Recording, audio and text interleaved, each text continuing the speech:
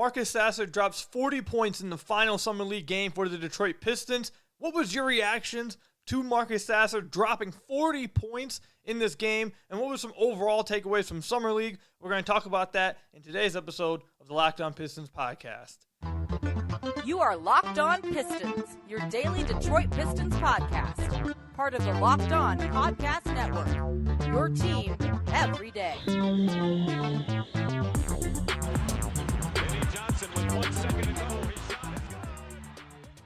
What's the deal? Welcome back to another episode of the Locked On Pistons podcast. Per usual, I am your host, Kuka Hill. You can find me over on Twitter at Kuka Hill. I want to thank you guys for making Locked On Pistons your first listen of every single day. We're free and available on all your podcast platforms. And if you haven't already, head to the YouTube channel at Locked On Pistons. Hit that subscribe button or leave us a 5-star review on whatever podcast platform you're listening to this on. It's another great way to support the podcast. And today's episode is brought to you by PrizePicks. First-time users can receive a 100% instant deposit match up to $100 with promo code LOCKEDON. That's PrizePicks.com. Use promo code LOCKEDON. So obviously we'll start off reacting and talking about Marcus Sasser dropping 40 freaking points. He only missed one shot in the entire second half of the Pistons' final Summer League game. We'll talk about that. Then we'll move on to some final takeaways from the Summer League. And then also we'll end it off with a question I've gotten from a lot of you guys. Would you rather have James Wiseman or Marvin Bagley? We'll talk about that at the end of the podcast. But first, Marcus Sasser, obviously, 40 bomb. Drops 40 points in the Pistons' final Summer League game. So just to be completely transparent with you guys. So I didn't watch this game live. I was out hooping, playing pickup at my old high school. I saw that Asar wasn't going to be playing. I'm like, oh, this probably won't be too big of a game. Marcus Sasser is really the only guy that will be playing that will be on the Pistons roster, that kind of thing. It's not too big of a deal. I'm going to go hoop and relax. And at the end of my hoop run, I go on my phone. I'm like, okay, so how's everybody looking? And people are just spamming me with Marcus Sasser's going crazy. Marcus Sasser's dropping 40 points. I'm like, bro, what? What happened? So, of course, the game I miss live, that is, I did go back and rewatch as much as I can. I watched all of Marcus Sasser's shots, and every time he had the ball in his hands, because that's really what mattered to me. Of course, the game I miss live is the one that Marcus Sasser just goes crazy with. But I'm happy that he had this kind of game, because before Summer League, you guys remember, one of the things I mentioned on the podcast that I wanted to see from Summer League, there was multiple things we mentioned. We mentioned Asar. We mentioned something about James Wiseman.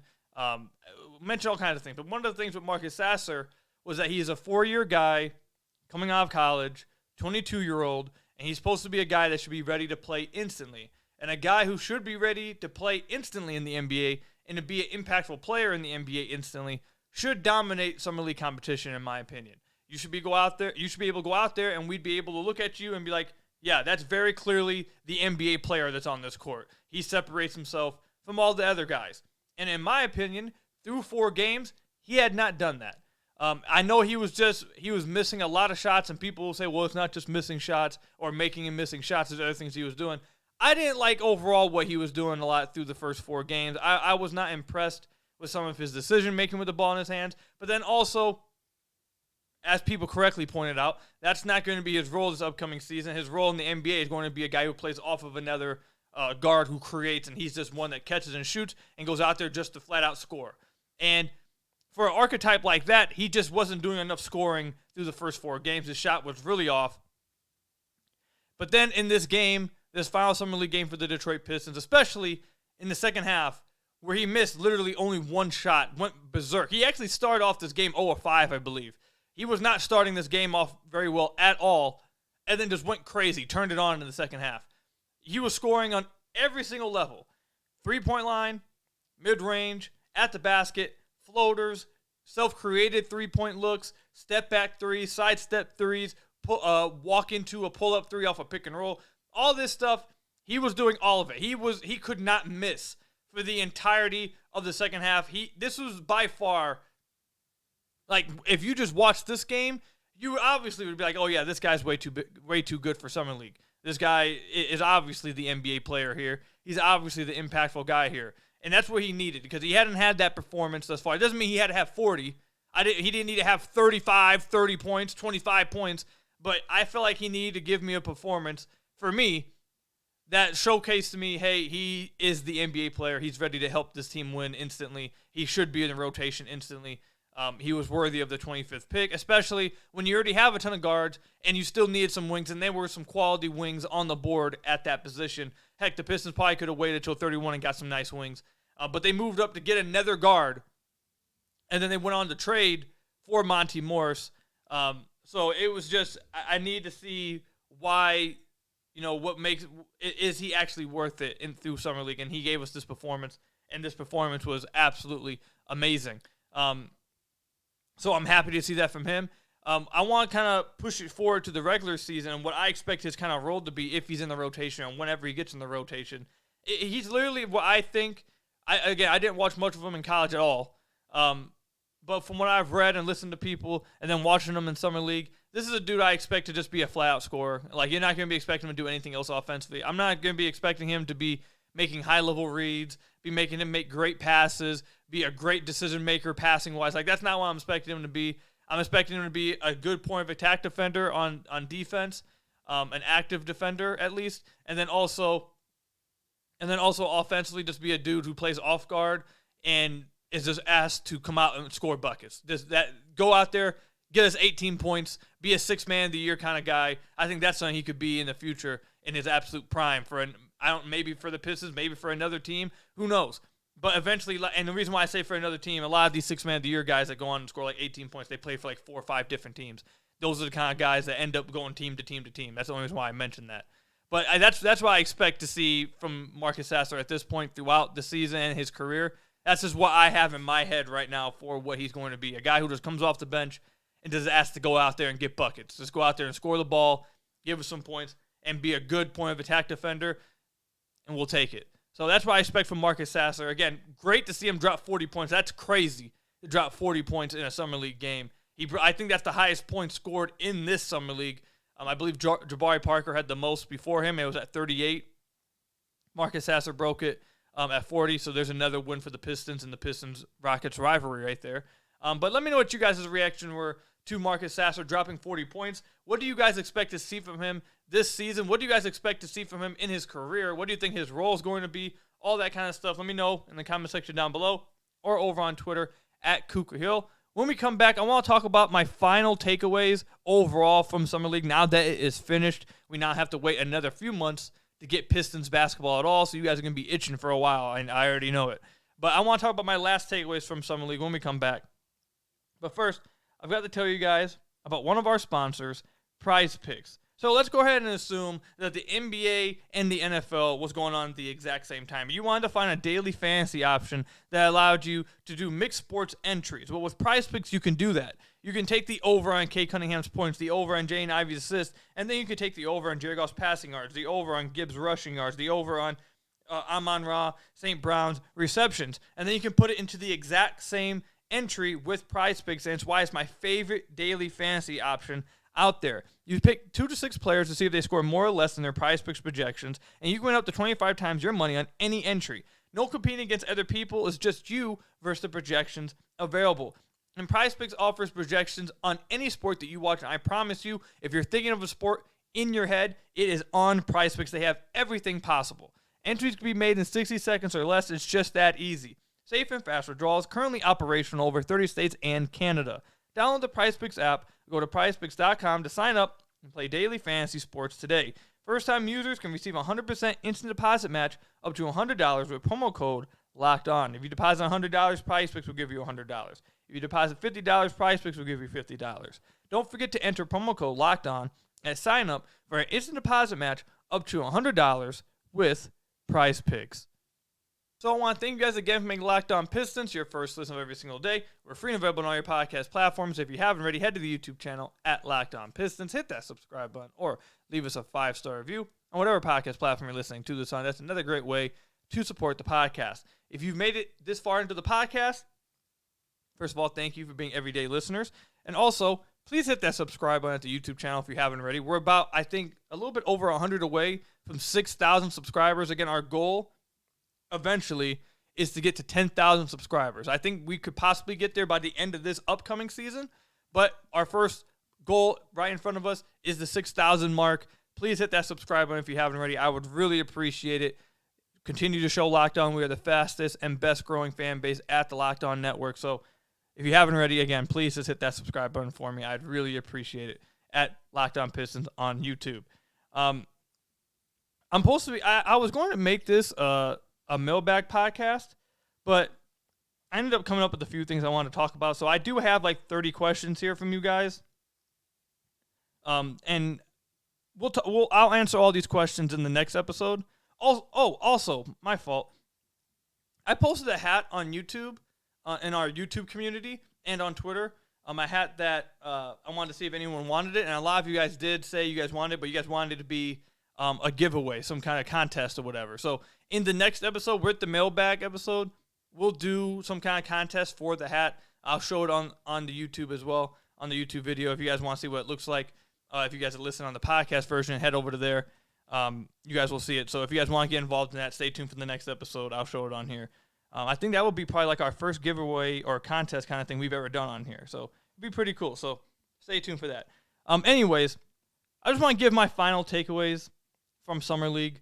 The first takeaway that I have from Summer League is obviously Asar Thompson. I saw after the Pistons drafted Asar, all of you guys who listen to this, again, my everyday listeners, you guys know that I was high on Asar Thompson for weeks heading into the draft. Both him and Amen. I was way higher on Amen, but I wanted Asar at 5. Asar and Jarris Walker was my guys at 5. If they wanted to trade back, I wanted Hendricks. Like, that was what I wanted. So I've been very high on Asar throughout this process. And after the Pistons drafted him, I saw a lot of Pistons fans, a lot of Pistons fans say, oh, well, Asar, he may not play that much this year. He's going to have to come off the bench. He's not going to play a ton. He's not going to be ready out the gate. It's going to take him a long time to adjust to NBA competition. It's going to take him a long time to adjust to what it's like to play in the NBA and blah, blah, blah, blah, blah, blah. He's too raw to play instantly. And I had maintained I didn't believe that to be the case at all. I didn't think that he was this far away from being able to be played in the NBA as everyone else thought he was. I thought he was more ready-made than people were giving him credit for. Now, Summer League is not NBA comp, so it's going to be harder in the NBA. But you saw in the Summer League why he should be able to play instantly and play a lot instantly. And again, I think a lot of this just comes down to, I'm going to continue to point it out because I really do think it's incredibly dumb for people who actually watched and analyzed the OTE. But it's just because he went to OTE that everyone just assumed, oh, he's going to take so much longer to adjust to everything. He's not going to be ready. He's not going to be able to deal with NBA actual prospects or NBA players, not knowing that OTE has several NBA prospects. They had a guy in the Summer League that Pistons played against in OTE. They have some of the top prospects coming out of high school, in high school. And then, guys, it wasn't just high school players. It was a ton of guys. And they had a lot of players right now who are being looked at by NBA teams. So I don't think OTE is the great basketball to watch. I wouldn't recommend going to watch it for fun. I don't think that is. But I'm going to continue to push back on the idea that OTE was just like this fake league, that Asar Thompson was out there scoring 30 points just bullying people, because that's not even how he played. I feel like people who talk like that didn't even realize how he played at OTE. He didn't play like someone in OTE. He didn't play like Stanley Johnson did in his second Summer League game, where it was just like, oh, I'm stronger than everybody, so I'm going to just bully everybody and score 30 points. And obviously he won't be able to do that when he goes against stronger people. The way Asar played was making the right play consistently, making split-second decisions. Like, everything you saw in Summer League is the same way he played in OTE, except in OTE he had the ball in his hands a little bit more. But anyways, I got off on a little bit of a tangent there. Anyways, my immediate takeaway is that Asar should have a big role on this team instantly when the regular season starts. Now, whether they start him or not, I don't know. But if he's not starting, he should play heavy minutes off the bench. I think he probably should close a lot of lineups for the Pistons, because what he brings to the table that you saw in Summer League is simply things the Pistons don't have from any other wing on the roster. First of all, his athleticism is going to be matched by close to no other player out there. Like, there's going to be a select few people who can match his type of athleticism on the basketball floor. So they have that. His decision-making. They don't have great decision-makers on the wings on this team like that, like Asar. They don't have guys on the wing like Asar who can make split-second decisions when reading a defense. They don't have guys on the wings who are capable of anticipating defenses and then making reads off of that. They don't have guys on the wing who can be as defensively impactful as Asar can be instantly on day one. They don't have playmakers like that from on the wing outside of Asar. They don't have the type of rebounders that we saw Asar be in Summer League. They don't have anybody that's going to rebound to his level on the wing.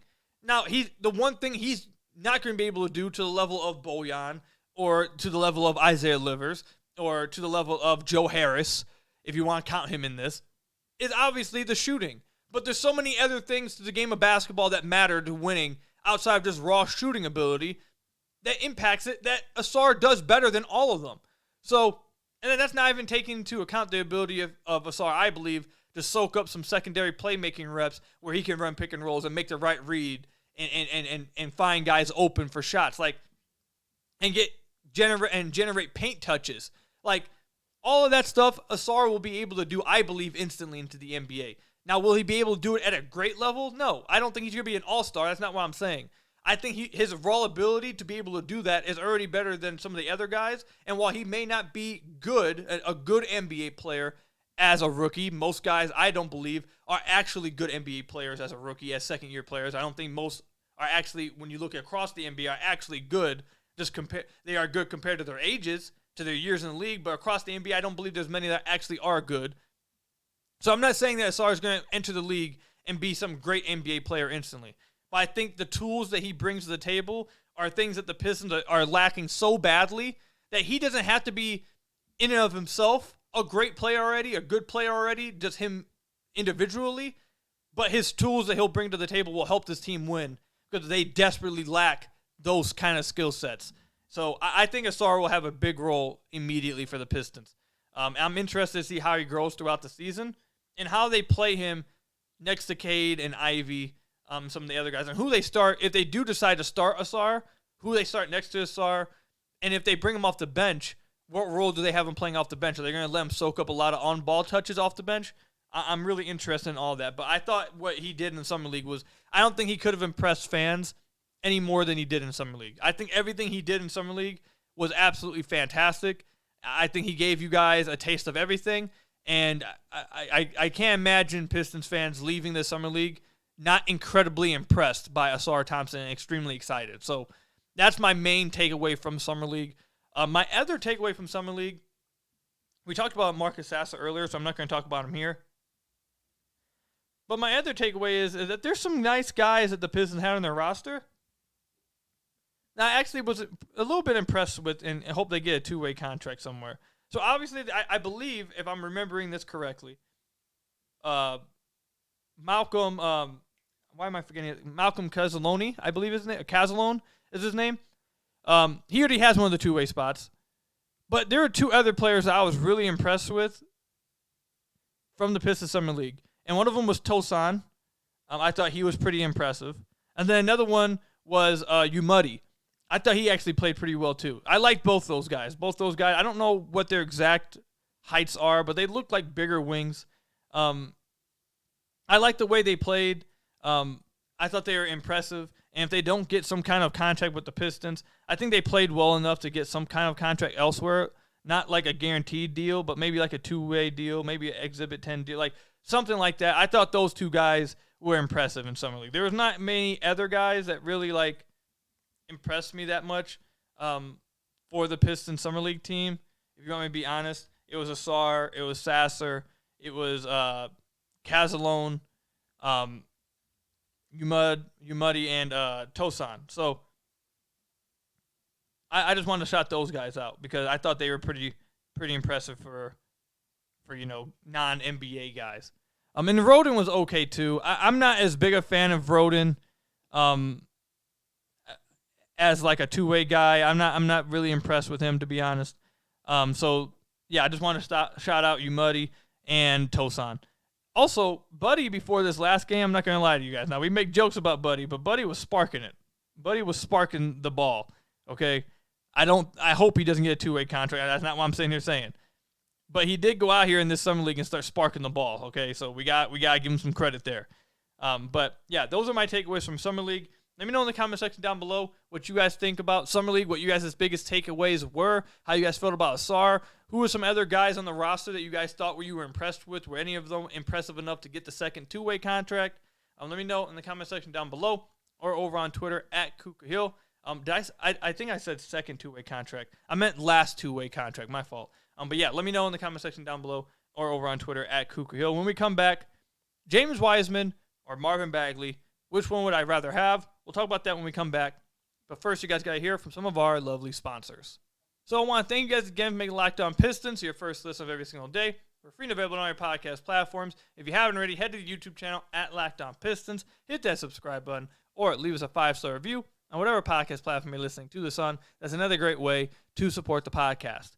So I've been asked this a lot in the YouTube section. I've been asked this a lot on Twitter over the last few weeks now. Who's better, James Wiseman or Marvin Bagley? Who would you rather see play, James Wiseman or Marvin Bagley? Who do you think has the best chance of impacting the team this season, James Wiseman or Marvin Bagley? Like everything, I've been asked about the Wiseman versus Bagley competition many times already this offseason. I don't even think we're halfway through the offseason. We might be, actually. When does the season start? October? No, we got like another 2.5 months, right? So I don't think we're actually halfway through the offseason at all.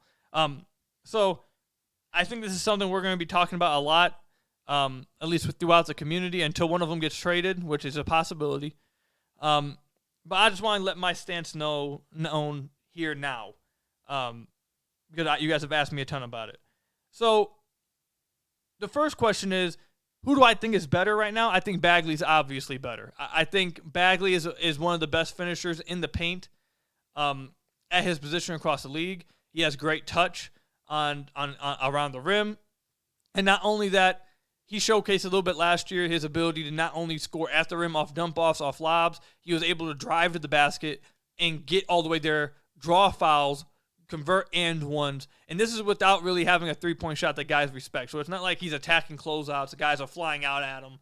Guys are pressing up real hard on him.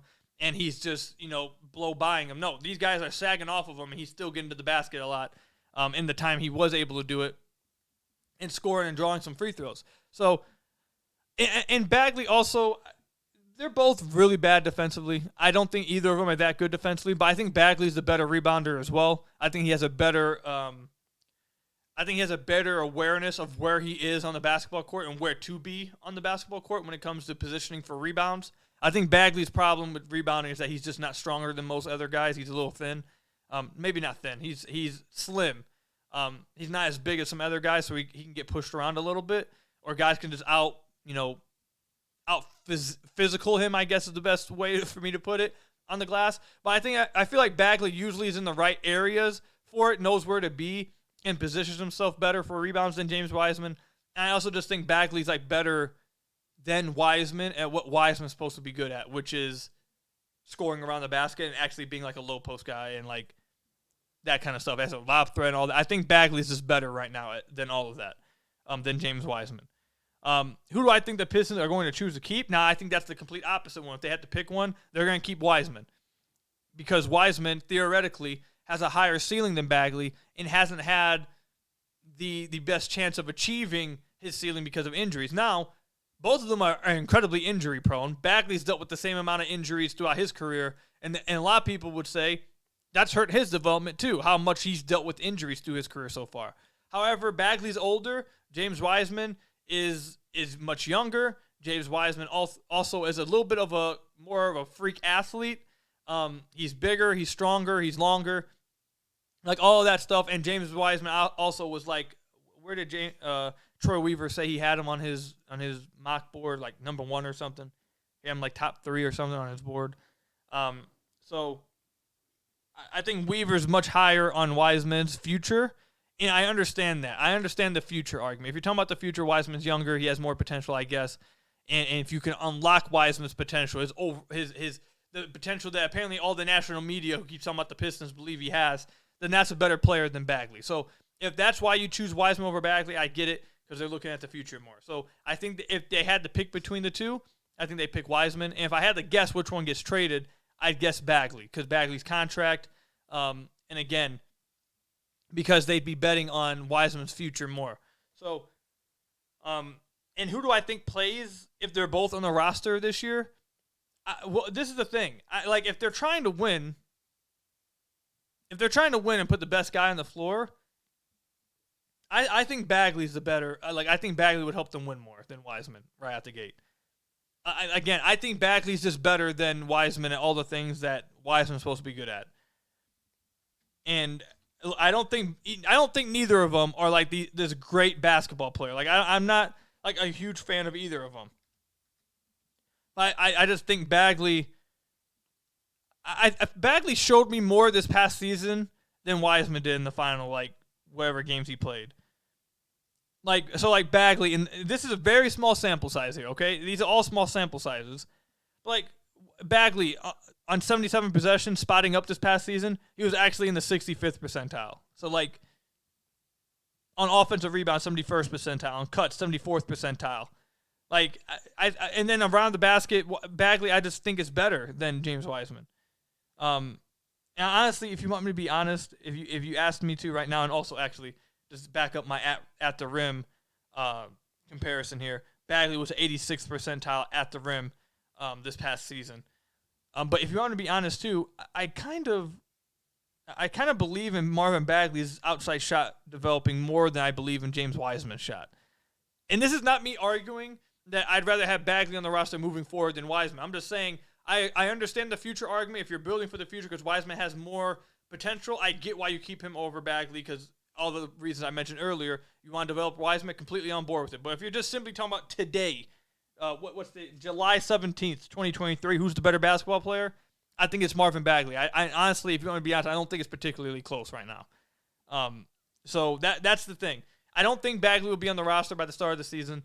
I think he's going to end up being traded. So I don't think they'll end up running into this issue about who to play between the two. But if you asked me, hey, I want you to put the best five out there off the bench. You need someone at the five, either Wiseman or Bagley. You're trying to win games, impact. I think Bagley. I think I'd go with Bagley right now. But obviously, Wiseman can show us stuff in training camp and preseason, and maybe he ends up outplaying Bagley. But we'll see what happens. But that's where I stand with it right now.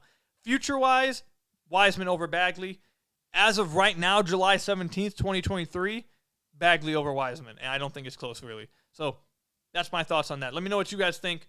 Comment section down below or over on. I just punched my desk on accident. My God. Let me know in the comment section down below or over on Twitter at Kuka. I want to thank you guys for making Locked On Pistons your first listen of every single day. Free and available on our podcast platforms.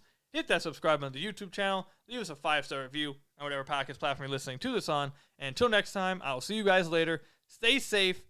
Enjoy the off season. Until next time, peace out.